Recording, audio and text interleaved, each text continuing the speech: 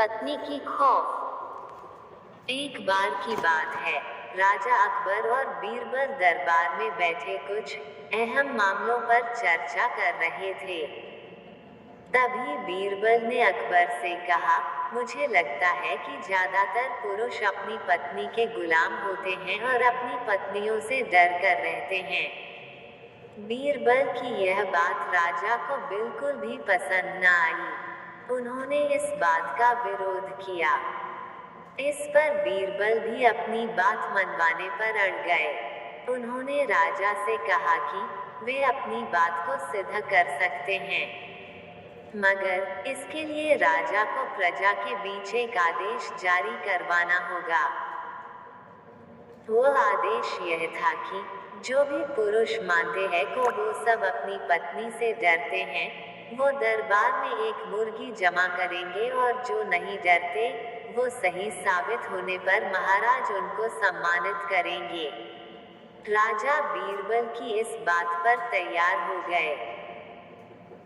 अगले ही दिन प्रजा के बीच आदेश कराया गया कि अगर यह बात सिद्ध हो जाती है कि कोई पुरुष अपनी पत्नी से डरता है, तो उसे दरबार में आकर बीरबल के पास एक मुर्गी जमा करवानी होगी। फिर क्या था, देखते ही देखते बीरबल के पास ढेरों मुर्गियां इकट्ठा हो गईं और सैकड़ों मुर्गियां महल के बगीचे में घूमने लगी। अब बीरबल राजा के पास पहुंचे और बोले, महाराज, महल में इतनी मुर्गियां इकट्ठा हो गई हैं कि आप एक मुर्गी खाना खोल सकते हैं, इसलिए अब आप इस आदेश को वापस ले सकते हैं। मगर महाराज ने इस बात को गंभीरता से नहीं लिया और महल में मुर्गियों की संख्या धीरे धीरे और भी ज्यादा बढ़ने लगी। इतनी अधिक मुर्गियां महल में जमा हो जाने के बाद भी जब राजा अकबर बीरबल की बात से सहमत नहीं हुए, तो बीरबल ने अपनी बात सिद्ध करने के लिए एक नया उपाय निकाला। एक दिन बीरबल राजा के पास गए और बोले, महाराज, मैंने सुना है कि पड़ोस के राज्य में एक बहुत ही खूबसूरत राजकुमारी रहती है। अगर आप चाहें, तो क्या मैं आपका रिश्ता वहां पक्का कराऊं?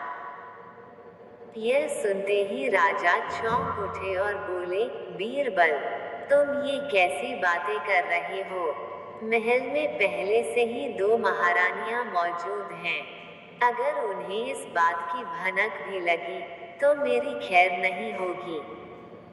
यह सुनकर बीरबल ने तपाक से जवाब दिया, चलिए महाराज, फिर तो आप भी मेरे पास 2 मुर्गियां जमा करा ही दीजिए। राजा बीरबल का ऐसा जवाब सुनकर शर्मा गए और उन्होंने अपना आदेश उसी वक्त वापस ले लिया। कहानी से सीख। अकबर बीरबल की इस कहानी से हमें यह शिक्षा मिलती है कि बातों की चतुराई से हम किसी भी बात को मनवा सकते हैं।